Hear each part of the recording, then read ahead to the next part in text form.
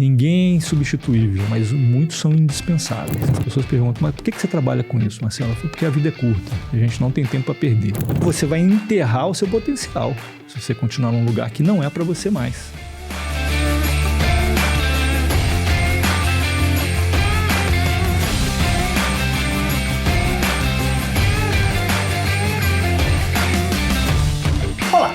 Começando mais um Pode Fazer e Empreender um Negócio. Paulinho. E aí, bora bem, agora. Beleza? Bem. Hoje, vou trazer para nós um convidado. Aqui, ó, nosso amigo foi meu professor no MBA. Fazia Bom tempo professor. que a gente queria falar. Entramos em contato e ele topou de primeira. Gostaríamos de apresentar a vocês Marcelo Girardi, M9GC. Seja muito bem-vindo. Obrigado, Cauã. Obrigado, Paulo. Para mim é uma honra estar com vocês aqui. Eu acompanho o programa de vocês. Sempre que vocês estão na ativa ali, eu estou acompanhando, recebo as notificações. Uma honra estar com vocês aqui. A gente bater esse papo aqui, dividir um pouco, né? Aprendermos juntos aqui os nossos espectadores aqui. Né? Que boa. Bora lá. Antes a gente tava conversando, a gente dando bastante risada já, né? Tava falando M9GC lá, o Marcelo e 9 de artilheiro lá, né? Centroavante, camisa 9 da seleção. Bora, vamos lá. Marcelo, Vou usar. Vamos usar. Obrigado, Paulo.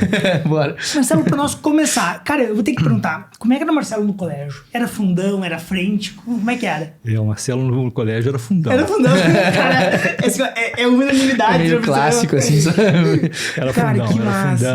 não tinha uma responsabilidade de... Ficava em recuperação em algumas coisas, eu era mais bom nas humanas, mas não podia repetir de ano. Sim. Né? Então esse era o compromisso. Podia fazer as bagunças, mas tinha que passar. Fundão, e olhando para trás hoje, tem uma vantagem, mas ao mesmo tempo, se eu pudesse voltar, eu acho que eu não seria tão fundão o tempo todo. Porque eu acho que a gente perde tempo. Pô, verdade. Depois que a gente entende que aquele tempo que a gente estava lá era um tempo que a gente tinha que plantar mais, sabe assim? Marcelo, me diz uma coisa. Tá, beleza. Marcelo, terceiro ano em Brasília, é isso? Brasília. Terceiro ano em Brasília. E aí chega aquela ali, ó.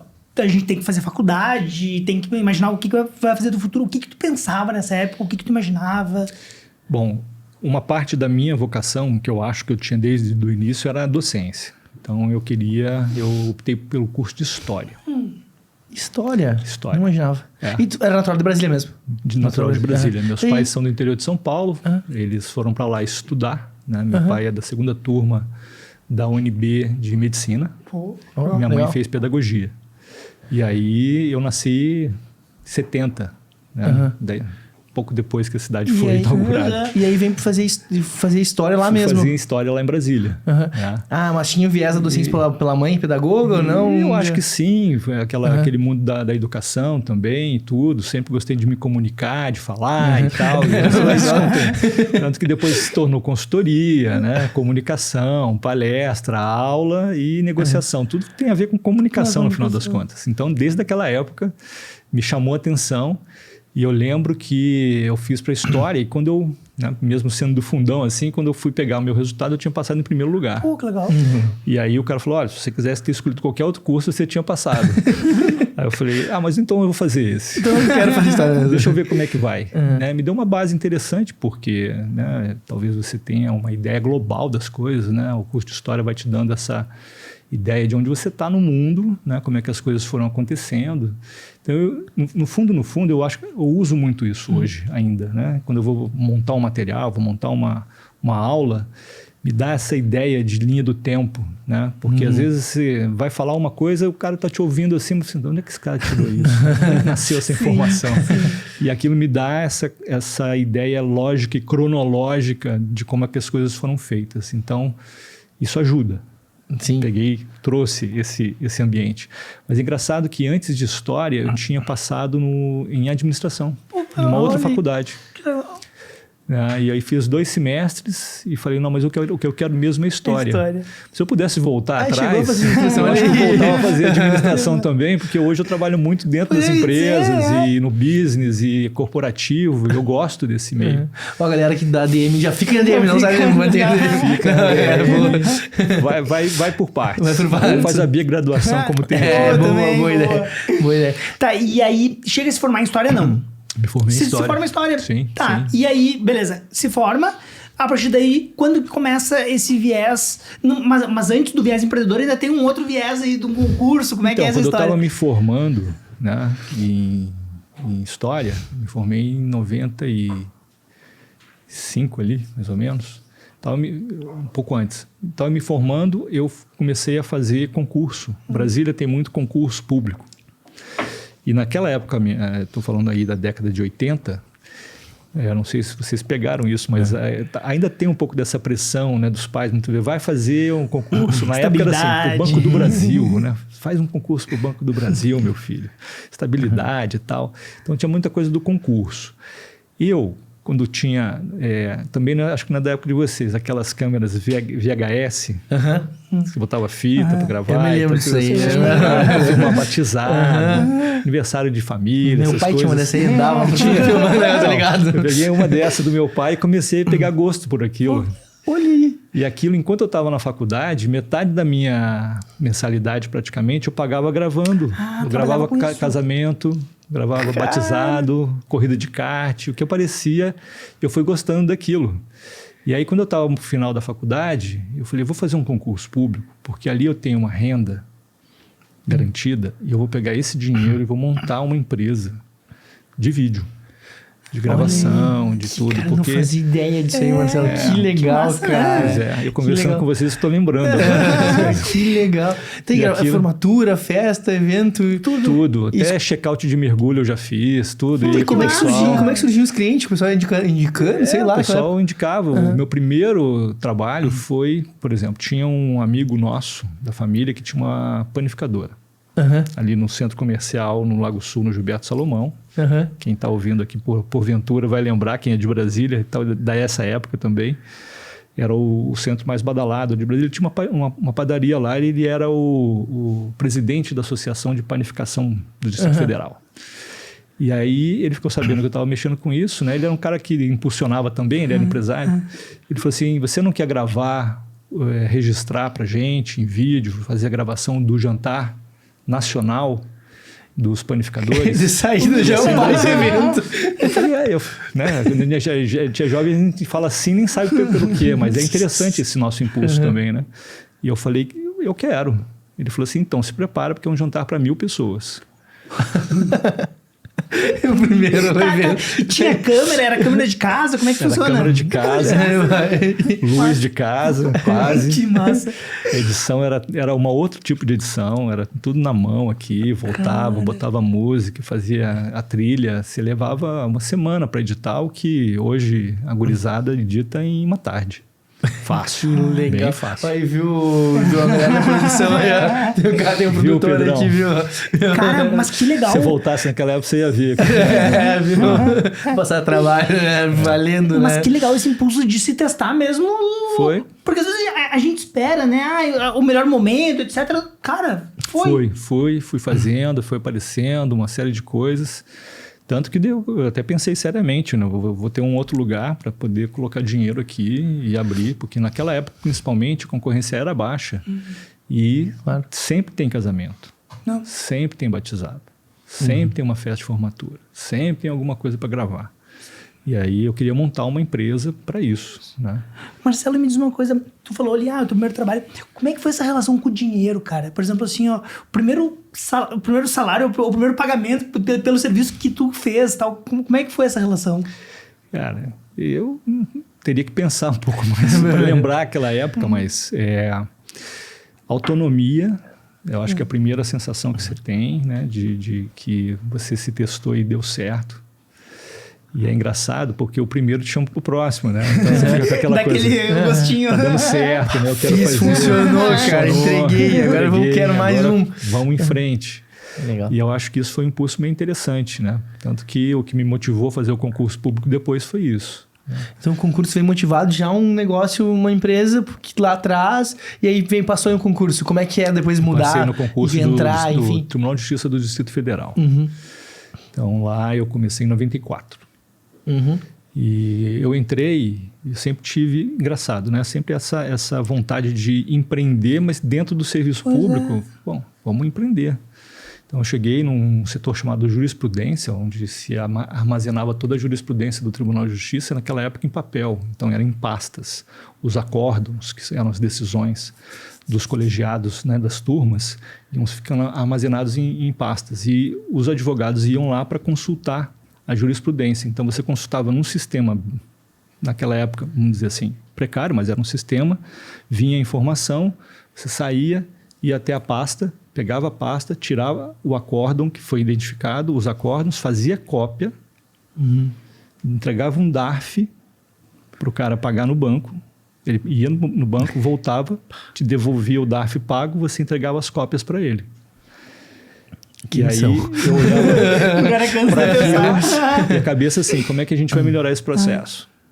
E aí, no ano seguinte, conversando com o diretor da área, que depois se tornou meu amigo, o Mauro Hering, ele falou assim, Mauro, a gente tem que achar uma forma de mudar isso aqui. E aí começamos a pesquisar, chegamos numa feira chamada Infoimagem na época, né, a maior feira de imagem, né, do país, e lá a gente foi ver como é que é o processo de digitalização, como é que a gente colocava todo aquele acervo na base, né, digitalizava tudo. E aí montamos um projeto. Em 2 anos, a gente conseguiu digitalizar toda a base. Fomos um dos primeiros tribunais de justiça que digitalizou toda a base de acórdãos. Né? E ali, em 96, já estavam chegando os primeiros computadores, a internet estava começando a ficar uma coisa assim. Então, os advogados entravam na internet, a gente disponibilizava a base, e o cara puxava de casa o acórdão. Cara, muito legal. Né? Tudo para ficar mais tranquilo na hora de trabalhar. Brincadeira, né? Outros projetos vão... Não, mas na vida é isso, tem que facilitar o processo, né? Facilitamos a vida de muita gente ali. E eu sempre fui inquieto lá dentro em relação a isso. Né? Pois é, interessante isso, porque o que é legal também ter uma liberdade para poder criar dentro do... Que essa é a principal intenção, né? Poder criar, gerar coisa nova, poder serviço construir. Público, ou você faz assim, ou você não, você fica no ritmo lá dentro. Né? Então eu incomodava muita gente, porque eu queria fazer as coisas. E eu começava a brincar assim, ó, no serviço público é assim, no início, quando você tem uma ideia, as pessoas falam, cara, não mexe com isso não. Não, isso não vai funcionar, fica quietinho aí e tal. Então ninguém quer assumir o filho. Depois que dá certo, todo mundo quer fazer teste de DNA. Cara, mas Marcelo, quando tu traz isso, tu responde uma pergunta que eu escuto muito em aula. Porque a gente fala muito empreendedorismo, etc.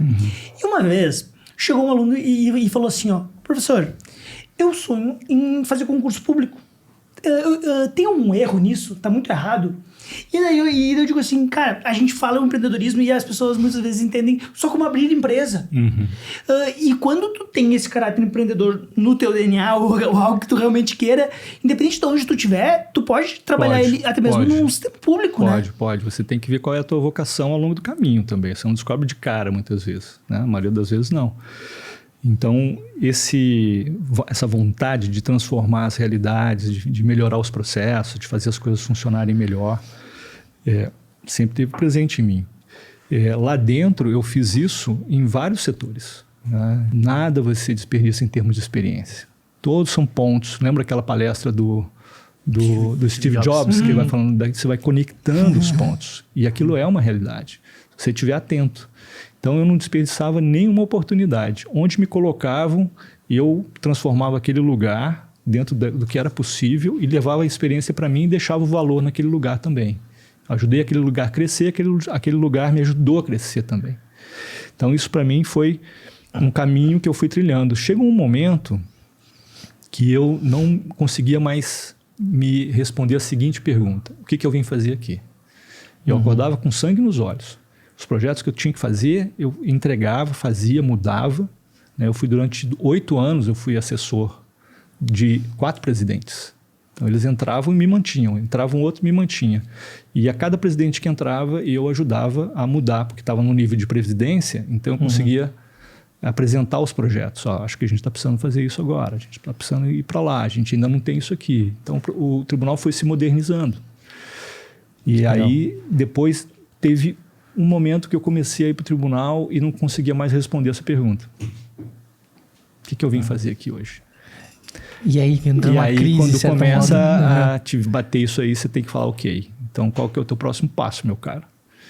Isso com que ano, Marcelo? Mais ou menos? Isso 2013, 2014. Que aí em 2014 eu peço para sair, licença sem vencimento. 20 anos basicamente de tribunal. 21 anos de 21 tribunal. anos de tribunal. Mas, Marcelo, me diz uma coisa assim, ó.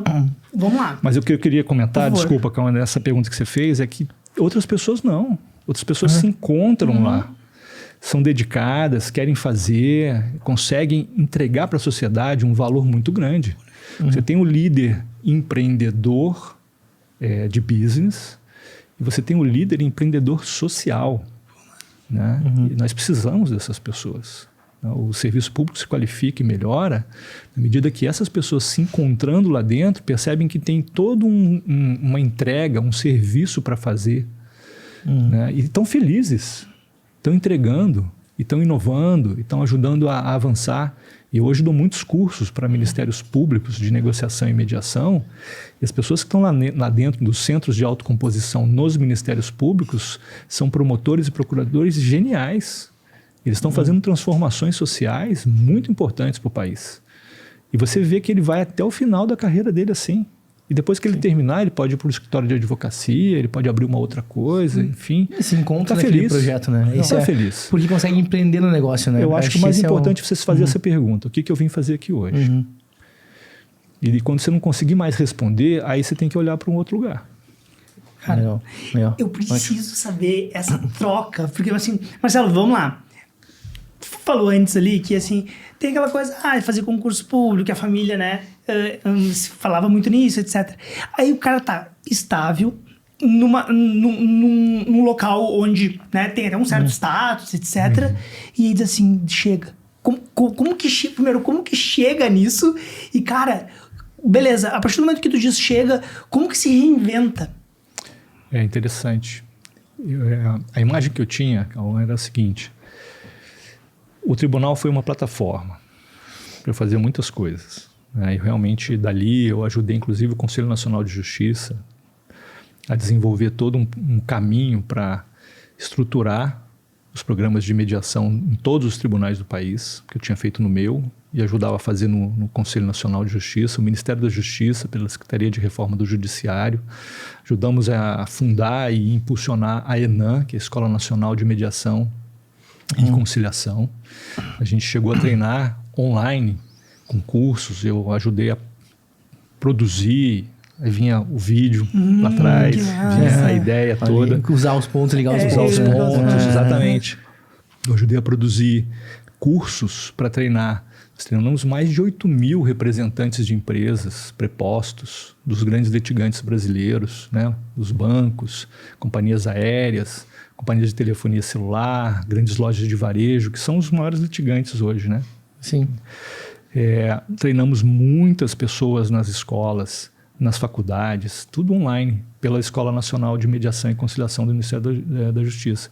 Então, tudo isso foi uma plataforma para eu realizar coisas. E eu estava feliz fazendo isso. Só que a imagem que eu tinha é o seguinte: isso aqui é uma plataforma. Mas se você tem outras coisas que você sente que pode fazer e você fica tempo demais nessa plataforma e você pode estar saindo, ela vai se transformar num caixão. E o meu cuidado era... Legal analogia. Estou na plataforma ou estou entrando no caixão, entendeu? Porque o caixão você vai enterrar o seu potencial se você continuar num lugar que não é para você mais. O caixão é isso. O lugar tanto faz se é um tribunal, onde for. Se você fez um ciclo e não segue no próximo, aquilo vai se transformar num caixão. O que era um caminho se transforma numa parede. Né? Sim. E Marcelo, e aí nisso já começou a trabalhar dentro da mediação através do tribunal. Foi.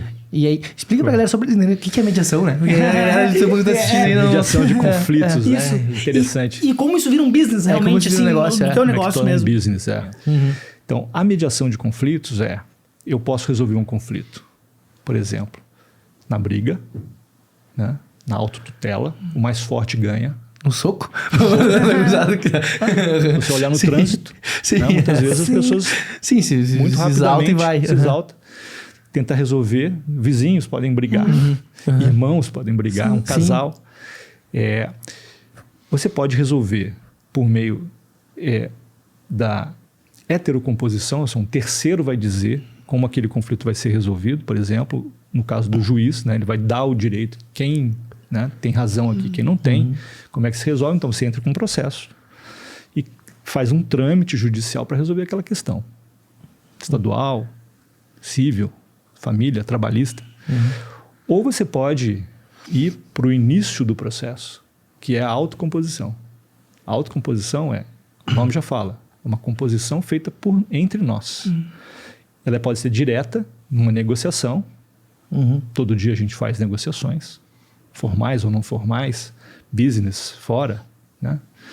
Ou ela pode ser indireta, que é um terceiro ajudando quando 2 ou mais não conseguem negociar e conseguir um resultado de convergência. Um terceiro pode ajudar essas pessoas a negociarem e mediarem aquela situação conflitiva. Essa é a mediação. Uma negociação facilitada por um terceiro.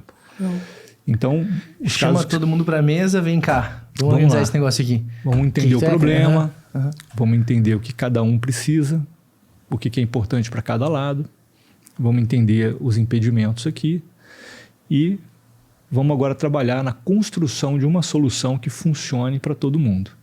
Se essa solução existir, nossa missão é encontrá-la juntos aqui. Para isso a gente tem que mudar o processo. O processo não pode ser um processo adversarial, tem que ser um processo colaborativo. Porque a gente precisa juntos aqui resolver isso mais rápido, com um custo menor, com maior controle sobre o resultado e não desgastar o relacionamento. Paulo, Cauã, vocês são empresários também, tem fornecedores lá, né? Muitos fornecedores. Se você tem um problema com um fornecedor, que é um bom fornecedor, tem um bom produto, tem uma boa entrega, mas naquele contrato teve um problema, não faz sentido você romper relação com ele por causa de um contrato. Sim, claro. E às vezes, se você levar o caso para um tribunal, pode ser que ele fale, cara, não quero mais te atender. Não quero mais trabalhar com o Paulo, foi muito desgastante. Aquela forma da gente resolver aquela situação. Então não faz sentido. Para o business, para a relação, para o negócio, resolver de uma maneira muito adversarial, porque a relação é continuada. Por que a gente não tenta juntos, diretamente, resolver? Se a gente não conseguiu, a gente pode chamar o Cauã. E o Cauã ser o mediador para nos ajudar a chegar numa solução de convergência. Resolve rápido, mantém o relacionamento, menor custo, e a gente continua os negócios. E dali a gente fortalece, inclusive, a nossa relação, porque a gente sabe que se aparecer um outro problema, a gente pode voltar à mesa e resolver de um outro modo. Então, realmente um modo mais inteligente, né? É muito inteligente. Realmente um modo inteligente. Por isso que eu chamo de gestão inteligente, das nossas relações. Uma coisa que eu acho que pode ficar assim para nós aqui, sempre uma reflexão, para quem está ouvindo a gente. Cuidado para você não entrar num conflito que fica maior que você e que toma muito tempo da vida. Às vezes as pessoas brigam 10, 15 anos. Empresas, ou brigam família. E a vida passa rápido. Né? As pessoas perguntam, mas por que você trabalha com isso, Marcelo? Foi porque a vida é curta. E a gente não tem tempo para perder com conflitos mal resolvidos. Porque eles vão puxando a gente para o passado. Sim. E a mediação e a negociação olham para o futuro. A gente chama de uma visão prospectiva. Né? A retrospectiva é quem fez isso, quem tem culpa, quem não tem, quem que invadiu a linha ou não e tal. A mediação e a negociação, elas têm uma visão prospectiva. Né? Ok, não tem como mudar o passado, a gente tem como resolver o presente e olhar para o futuro. O que vai ser daqui para frente? Como é que vai funcionar essa relação? Marcelo, agora é um bate-bola que é o seguinte, o que vier na mente... Cara, eu vou começar fácil, né? Porque, né? A gente né, tem a proximidade, né? A gente gosta do Marcelo. Não desconto. Chimarrão ou café? Café. Me diz uma coisa, mesmo sendo de Brasília, Quando vem pro Rio Grande do Sul, toma chimarrão ou não? De vez em quando. De vez em quando. De vez em quando. E eu acho interessante, principalmente o ritual, né? Mas ainda não foi algo que virou um hábito para mim. Até porque o chimarrão é muito diurético, né? Então, se você está tomando chimarrão em aula, você tem que dar uma aula, tem mais 1 hora de conversa ali, e você não pode ir no banheiro. Então, eu meio que fiz uma conta. E em Brasília, tem alguma bebida muito típica, assim, ou é o café realmente, assim? Porque eu venho próximo de São Paulo, etc. Não tem. Brasília, não. Brasília é uma cidade de muita gente, de muito lugar. Então, o Brasil tá lá. Né? Então, você tem o chimarrão, você tem o pão de queijo do tererê, você tem tudo lá, né? Lá dentro. Então, não, fica um pouco solto, assim. Show. Legal. Dentro do conflito, falar primeiro ou ouvir primeiro? Ouvir primeiro. Essa é importante. Sempre que for possível, 90% das vezes, ouça. Quem conduz uma conversa, quem ouve não é quem fala. Marcelo, isso serve pra namoro também? O cara escutar. Principalmente. Pra galera que tá em casa, ó. Escuta primeiro. Baixa os orelhas, escuta. Depois. Uma coisa é técnica, outra coisa é conhecimento, outra coisa é sabedoria. Está no nível da sabedoria. Famoso. Tem 2 orelhas pra escutar, rapaz. Uma dois boca. Olhos, 2 olhos. E uma boca só. Me diz uma coisa. No business, um acordo mais rápido ou uma conversa mais profunda? O que é melhor? Uma conversa mais profunda. O acordo é sempre o começo da história, não é o final, né? As pessoas acham que apertou a mão, começa a história daqui. Né? O acordo significa daqui para frente. Você fecha um contrato. Fechamos o contrato. Tá. É daqui para frente. Uma conversa mais profunda pode ser, inclusive, sobre fazemos ou não esse acordo. Em que nível? Em que condições? Como é que vai funcionar? Como é que vai ser implantado? E se um dia a gente não se entender mais, como é que vai funcionar também? As startups, por exemplo, o começo sempre é um contrato de vesting, né? Ou uma política para você falar, ok, nós vamos começar, mas a gente não sabe o que vai acontecer daqui 6 meses. Uma conversa mais profunda para começar. Essa eu quero saber. Intuição ou técnica? Essa.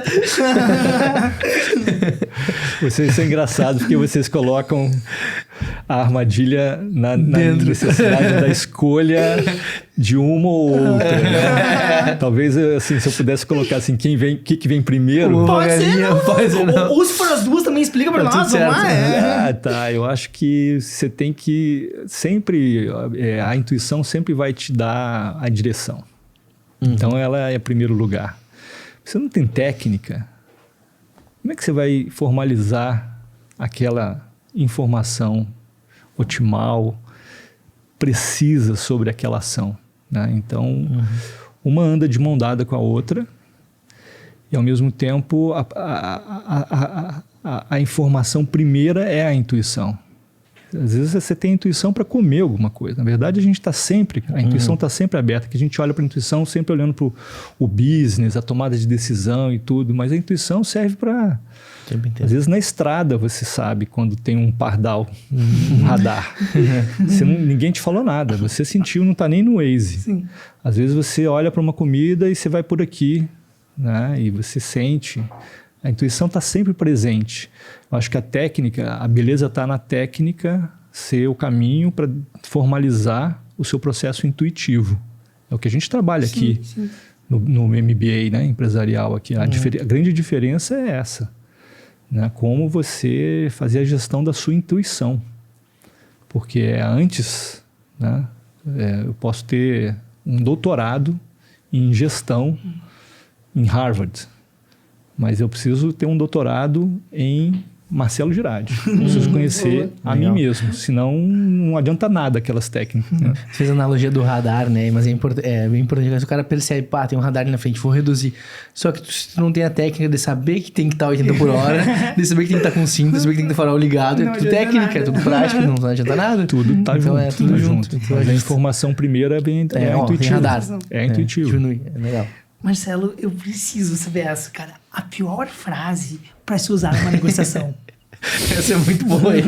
Pô, vocês se puxaram ele. Só dá uma quente aqui. Aquela que quando a pessoa fala, não faz.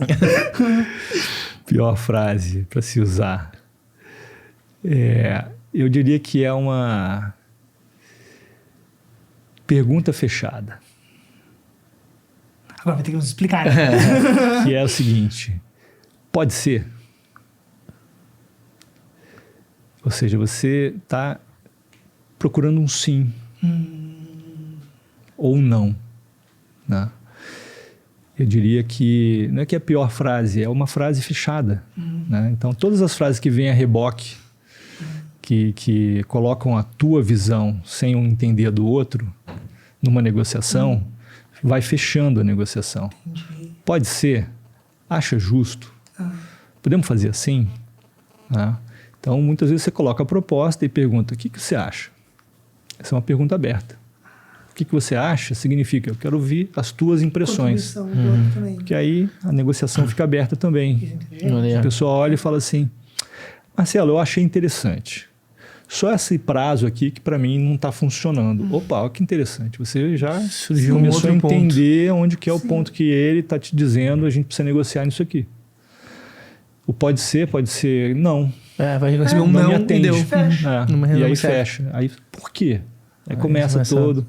Mas já teve um não antes, né? Tu não teve uma possibilidade de mudança. E no fundo, você está já querendo que ele responda uma coisa. Né? Pode ser? Vamos fazer assim? Vamos fora, Olha, pra quem estiver brigando, brigou com a namorada, primeiro escuta e depois pergunta: o que você acha? O técnico aqui pra ajuda a entender como é que você pensa isso aí. Olha, então, Marcelo, tu votei no número que eu votei, ninguém vai precisar. Mas olha, isso, se a gente aprendesse isso antes até da faculdade, né? A gente economizaria muitas relações aí, em todos os sentidos. Marcelo, um erro de comunicação que quase sempre atrapalha nos acordos. Tirando mais ou menos a mesma lógica, mas um erro assim que tu... Eu acho que erro de comunicação é falar mais e escutar. Falar mais do que escutar. As pessoas querem falar do que elas precisam, como é que elas estão vendo a situação, o que elas não querem ou querem aquilo, etc. E a comunicação é um processo eminentemente de influência, de persuasão. Se eu não sei como é que o outro pensa, ou seja, eu preciso escutar, entender o outro, a cabeça dele, como é que ele vê, qual é a lógica, etc., a minha capacidade de influência sobre ele é muito baixa. E quando eu quero falar mais, eu quero ser mais interessante do que interessado, vamos dizer assim. Né? Eu preciso estar interessado nele também, entender o que ele pensa, quais são as objeções, o que é importante para ele, quais são as necessidades, os impedimentos, as preocupações, os medos. Tudo isso me ajuda a organizar o meu argumento em direção a algo que ele fala: achei interessante, ou seja, começou a influenciar o outro lado. Influenciar de um modo legítimo, né? Não é manipular, é influenciar, que é diferente. Então, a minha regra normalmente é: verifica se você está... Quanto tempo você passa falando, quanto tempo você passa perguntando e quanto tempo você passa escutando. Faz a percentagem. E qual que é uma proporção boa? 80-20. Lembra do Pareto? Tá. Regra de Pareto. 80-20. 80% escutando, entre 40 escutando e 40 perguntando, porque perguntar é uma forma de escutar. Né? Fazer muita pergunta e pergunta apropriada, porque o outro vai falar e você escuta. E 20% falando. Porque aí os teus 20%, quando você fala, eles são precisos, eles vão nos pontos. Né? 80-20. Normalmente as pessoas falam 80% e escutam 20%. Mas essa parte técnica é fundamental. Legal. É interessante, Que massa. é legal. Marcelo, uma crença sobre negociação que deveria ser abandonada. Negociação é uma forma de eu conseguir apenas o que eu quero. Pior que é, né? E geralmente as pessoas imaginam... Unilateral. É verdade. Pensamento unilateral. Vou negociar com fulano. Só pensa nele. Como que a gente pode tentar O que eu convencer quero, o que eu fulano? preciso, o que eu tenho que alcançar e tal, eu penso só em mim. Né? E aí eu entro na negociação uma mentalidade unilateral. E aí o risco de impasse é maior. Porque a negociação, em regra, a definição é: negociamos toda vez que nós precisamos conseguir algo que sozinho não seria possível. Por isso eu preciso do outro. Então eu tenho que negociar, tenho que interagir. Muito bom. Se eu entro pensando só em mim, o outro provavelmente fala: legal, essa proposta só te atende. Para mim não funciona. E aí impasse. E agora olhando por outro caminho, né? Um hábito simples que melhora na qualidade na conversa. Que melhora a conversa. Quando a conversa tá Ainda difícil. mais quando a conversa é difícil, né? Pergunta. Pergunta. Faz pergunta. Será que a pessoa se sente que tu tá interessado? Será que... Muito interessado, prestando atenção, querendo conhecer, querendo saber, ampliar as informações, né? Você amplia, você põe muito mais cartas sobre a mesa, né? Você põe muito mais peças sobre aquele quebra-cabeça. Cada pergunta pode ajudar a entender, ampliar. Eu costumo brincar falando sério, né? Assim, nas formações. Começa com uma pergunta. A pessoa falou assim: Marcelo, isso aqui não vai funcionar. Ao invés de você afirmar, mas como não vai funcionar? Claro que vai. E aí você quer contra-argumentar, assim, o que te dá essa sensação de que isso aqui não vai dar certo? Qual é a tua perspectiva? E aí ele começa a falar: não, eu já passei por isso antes, eu já fiz um projeto assim, ou a gente já tentou isso. Me conta um pouco mais sobre isso. Qual parte que não funcionou? E aí eu vou entendendo a preocupação daquela pessoa. A pergunta abre a nossa comunicação. Legal. A gente se esquece hoje mais do que nunca. Tem cada vez mais livros, inclusive sobre business, falando de perguntas. O líder esqueceu de perguntar. Sócrates já fazia isso, né? A maiêutica. Sócrates era talvez o maior perguntador da história. Né? Era o cara que mais... Isso partia do pressuposto. Eu só sei que eu nada sei. Então eu tenho que perguntar. Cara. Isso é legal. E se colocando nessa posição, ele era o cara que mais sabia. Né? Claro. Foi apontado como o mais sábio da Grécia. Porque é aquele que entendia que quanto mais ele sabia, mais ele tinha que colocar o que ele sabia de lado para aprender mais. E ele perguntava. Eu acho que ao longo da nossa trajetória, quando a gente é muito jovem, a gente quer falar e afirmar.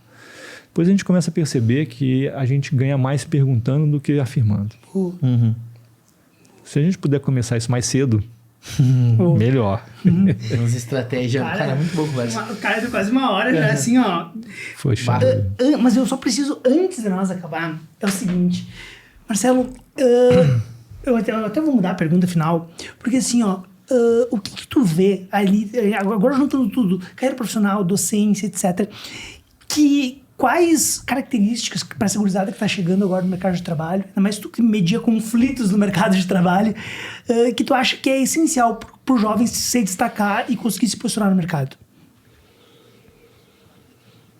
Negociação. Negociação é uma habilidade transversal. Né? Você está negociando em todas as esferas da tua vida, o tempo todo. E quando você não está negociando com ninguém, você está negociando com você mesmo.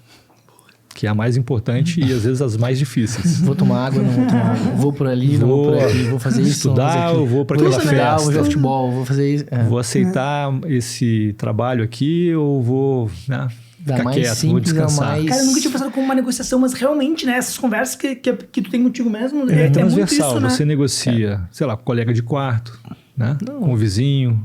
Você vai negociar com colega que está trabalhando com você na faculdade, você vai negociar com o pai, com mãe, com o irmão, com o chefe. E dentro do trabalho tá sempre negociando. Empresta a caneta, não empresta. Coisas simples, né? Que a gente até sabe as mais complexas. Até as mais complexas. É a habilidade, uma das principais habilidades, sempre apontadas em todos os relatórios e estudos que falam das habilidades do século XXI, né? Quais são as habilidades para daqui a 5 anos, né? O Fórum Econômico Mundial vive lançando esses estudos, né? Sobre quais os aspectos que vão diferenciar você competitivamente no mercado, ou seja, o que o mercado está de olho. Negociação está sempre entre as top 5, vamos dizer assim. Sim. E em tempos, em eras de inteligência artificial, a interação humana passa a ser o diferencial. Exatamente. Então, muitos vão querer aquele cara que sabe negociar com o cliente, que sabe negociar com o colega de trabalho, que sabe se resolver também, né? Então, eu diria que a negociação... eu estou vendo algumas escolas de inovação que estão montando outros currículos, abrindo outras propostas, onde soft skills têm o mesmo peso ou uma importância maior do que as hard skills. Tá? E a gente vai ver cada vez mais isso. Então, o que diferencia no mercado hoje não são as hard skills. As hard skills são um bilhete de entrada. Você já tem que ter aquele conhecimento técnico mínimo. O que diferencia hoje no mercado são as soft skills, habilidades socioemocionais. E aqui na Anfi a gente fala, além das soft skills, mais importante ainda são as self skills. As self skills, né? As foil skills. Ou seja, a capacidade de se conhecer, de fazer a autogestão de si mesmo, se conhecendo cada vez mais, porque isso se reflete nas soft e nas hard. Então, esse tripé, hard skills, self skills, soft skills, é muito forte. E hoje, mais do que nunca, o que diferencia no mercado são as soft skills, nesse caso que a gente está falando. A negociação é uma habilidade transversal. Você resolve a tua vida pessoal, você resolve a tua vida profissional. Cara, isso faz muito sentido. Bom. Porque quando a gente fala em inteligência artificial, etc., né? Que algumas profissões podem, né, desaparecer e tal. Mas se tu for ver, quando tu tem, por exemplo, um problema que tu tem que negociar com uma operadora ou com alguma coisa assim, quando tu cai na inteligência artificial, tu não quer negociar com ela. Tu não quer conversar com ela, entendeu? Tu quer uma pessoa realmente fazendo essa mediação. Sim. Sabe? Cara, isso é muito verdade. É muito isso, né? Mas tudo tem uma questão de como é que você usa também. Se você tem já o parâmetro de que você precisa ser diplomático, por exemplo, acho que a diplomacia abre muito mais caminhos do que fecha. Né? Pelo contrário, né? vai abrir muitos caminhos. Você pode, usar a inteligência artificial, por exemplo, eu falo com jovens, inclusive, mas com os jovens idosos também, né? Assim, a pessoa fica, cara, eu quero matar esse cara. Como é que esse cara faz um negócio desse e tal? Tá, o que você precisa fazer? Por uma mentoria, né? Eu preciso passar uma mensagem para ele para falar que isso aqui transgride o contrato, que a gente tem que pensar nisso aqui, a gente tem que reorganizar esse ponto. Então, às vezes eu refaço a mensagem toda para ele passar. Mas hoje, se você quiser, você chega numa inteligência artificial e coloca lá, eu preciso disso, disso e disso. O objetivo é esse, esse e esse. Monte uma mensagem elegante, diplomática e muito assertiva para dizer isso que eu quero. Aí ele vem e monta o texto para você. Então você pode aprender também, falar assim, tá, entendi. Esse termo aqui ele usou assim para significar, foi firme, ao mesmo tempo que ele está sendo firme, ele está sendo diplomático. Às vezes eu vou aprendendo com aquilo. Legal. E aí da próxima vez eu posso usar também aqueles termos, eu posso começar a ser um cara mais elegante para dizer não. Sim. É usar a ferramenta, né? Usar aquilo que a gente tem próximo a gente. Como extensão da sua inteligência. Sim. E não ao contrário. Aquilo fazia a extensão para a tua inteligência, embotando a sua e não ampliando. Aquilo me amplia a inteligência. Eu posso ampliar a inteligência, o modo de me comunicar, por exemplo. Né? Mas eu posso fazer isso em qualquer momento da vida. Se o jovem aprende logo no começo, imbatível. Top. Cara... Muito bom, assim, ó, uma hora e... Vamos bater. A gente não consegue manter os 30 Vamos bater os 60 minutos ali. Não dá. Cara, fantástico, sim, Marcelo. Cara, eu só tenho que agradecer. Eu que agradeço. Primeiramente, essa época que a gente sabe que as empresas estão tudo loucas. A tua empresa tá assim, ó. Imagina com uma demanda absurda tu ter um tempo pra vir uma tarde aqui conversar com a gente. E mais, a gente gosta, porque assim, ó... Quando eu entro em contato com o Marcelo, eu disse, ó, vamos lá, tu dentro. Que eu falei, cara, sabe? Quando a pessoa realmente é muito genuíno, pilhado, né? Realmente. E a conversa transparece isso. Parabéns a vocês aqui que estão fazendo um trabalho fantástico. Principalmente, assim, final de ano, nesse ritmo, né? Que a gente conversava antes. É importante a gente mudar essa mentalidade. Não é só do jovem, não. Do empresário de forma geral no Brasil, mas principalmente o jovem já ter essa mentalidade nos preocupa. Final de ano não é momento de desacelerar. Boa. Tudo bem, você desacelera algumas coisas. Mas no teu negócio, aquilo que é teu, aquilo que você está construindo, esse você não pode desacelerar nunca. Porque desacelerou, passam 15 carros. E até você dar as voltas ali, já acabou aquela corrida. Não é só essa questão de concorrência, mas é você não deixar de fazer. Então, nesse final de ano, tem que se concentrar. Começo de ano é momento de olhar para o horizonte e seguir no teu projeto. Esperar essa coisa do Brasil, da gente esperar, depois do carnaval e tudo. Sabe quando você vai recuperar isso? Em junho, julho. Se recuperar. Né? Se recuperar. Então... é assim, cuidado se você tá imaginando que a banda toca desse jeito. A Pô, banda é não esse toca. cara é muito bom. mas é isso aí. Ah, tá, beleza, vamos dividir os anos, vamos, tá, tem um ano aqui, outro ali. Então vamos entrar pro outro lado, um pé no talo, valendo, acelerando, porque aí já começa voando, né? Sim, Mas Marcelo, sim, sim. bah, de muito bola. obrigado, Eu foi uma baita agradeço, conversa. para mim foi uma satisfação, um prazer, uma honra estar com vocês aqui, trocando. Bom, A gente agradece. aprende muito aqui. É. Não, e a gente, cara, aprendi Pra nós meditação hoje valendo, cara, sabe? Adorei Muito. isso. Então, Abriu um universo. enfim, uma baita conversa pros alunos também ali. Muito, muito obrigado. Show de bola. Paulinho, Fechou? mais uma? Bora. Obrigado. Beleza. Depois dessa conversa, você acha que pode fazer? A gente tem certeza que sim. Até a próxima. Valeu! Valeu.